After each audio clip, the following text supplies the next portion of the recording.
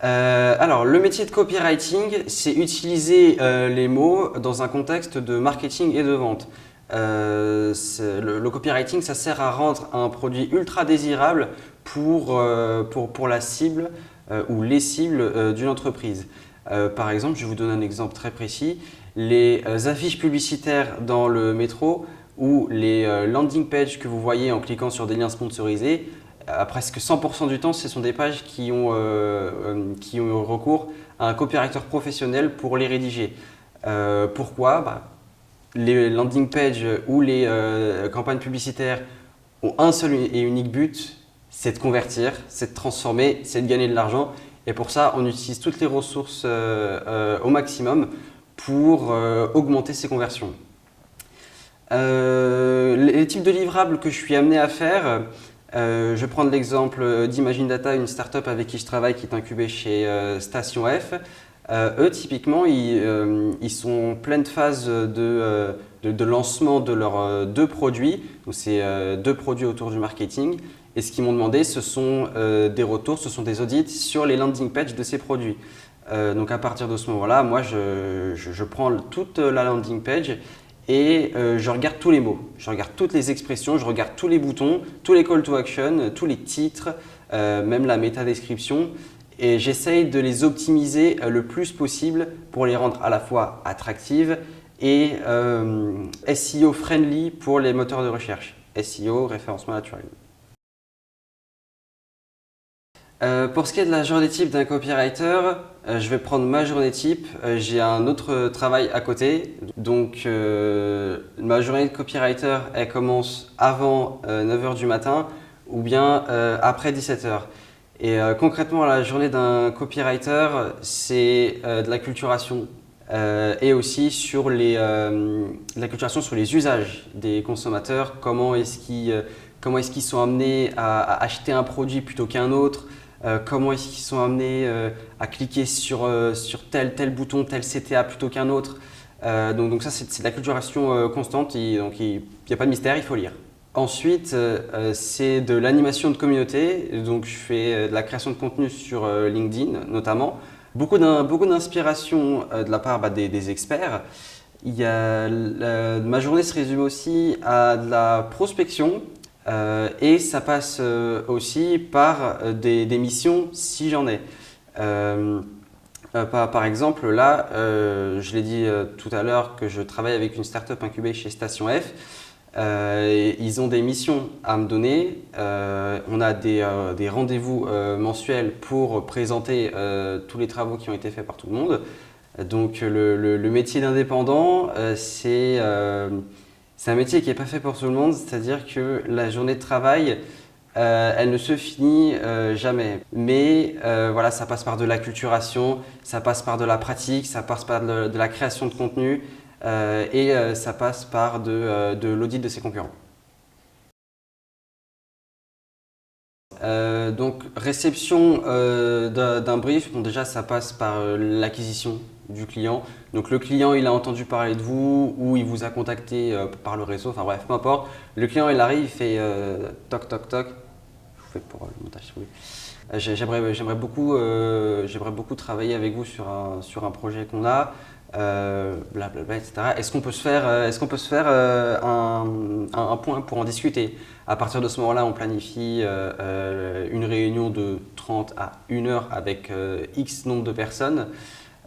Puis durant cette première réunion, on récupère le brief du client. Donc, c'est-à-dire tout ce que le client veut, en fait, tout ce que le client ne veut pas, et si le client a des inspirations. C'est aussi pendant cette première réunion qu'on se présente et voilà, c'est pour apprendre à faire connaissance. Une fois qu'on a réceptionné le brief, on envoie un devis. Donc on envoie un premier devis avec une première estimation du nombre de prestations et du prix de ces mêmes prestations. À partir de ce moment-là, on envoie le brief au client. Si le client valide le brief, hop, c'est nickel, on commence à travailler les prestations. Si le client souhaite retravailler le brief, on en rediscute par mail ou par téléphone ou même dans une autre réunion jusqu'à se mettre d'accord. À partir du moment où on s'est mis d'accord sur le brief et sur les prestations, Là ensuite on commence les prestations. Donc, voilà, globalement tous les livrables ils sont d'un copywriter ou dans les métiers de la rédaction, ils peuvent être rendus sur un Google Doc ou sur un Word. Et si après le client souhaite facturer de l'intégration, là après on peut intégrer directement les contenus, mais le livrable principal entre guillemets c'est du Google Doc. Et aussi un support de présentation lors de la restitution des livrables. D'ailleurs, parlons-en de la restitution des livrables. On se met d'accord sur une date de livraison. À la date de livraison, on a un nouvel échange.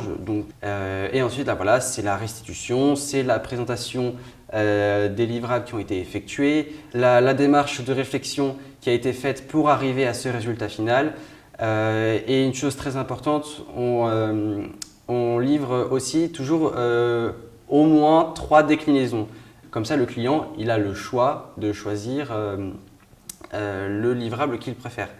Sachant aussi qu'il est possible que les 3 déclinaisons ne plaisent pas au client et à ce moment-là,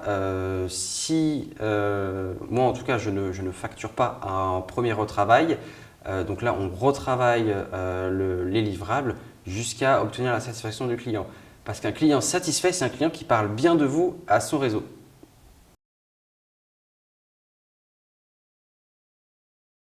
Allez, vas-y, on fait un top 3 qualité. Top 3, l'audace et l'ouverture d'esprit. Il faut toujours s'intéresser en fait à ce que font, à ce qui se fait de mieux, en fait, ce que font la concurrence, ce que font les grands géants de la pub.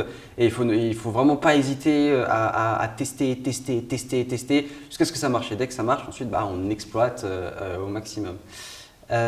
Top 2, je dirais. On va rentrer dans le cliché, mais c'est vraiment de la détermination. C'est très cliché, hein, je le sais. Hein. Voilà, quand on fait quelque chose, on le fait à fond ou on le fait pas. Donc plutôt que de faire quelque chose à moitié, moi je préfère me donner à fond, je me donne toujours à fond dans ce que je fais. Je pars toujours du principe de toujours faire des choses qui me plaisent et dont j'ai envie de faire et d'éviter le plus possible, en dehors de ce qui est obligatoire, de faire des choses qui me déplaisent. Top 1, c'est un peu valable pour tous les métiers aussi, c'est de kiffer. C'est de kiffer faire ce que vous avez envie. Si vous n'aimez pas ce que vous faites, il n'est jamais trop tard pour se réorienter, pour faire autre chose.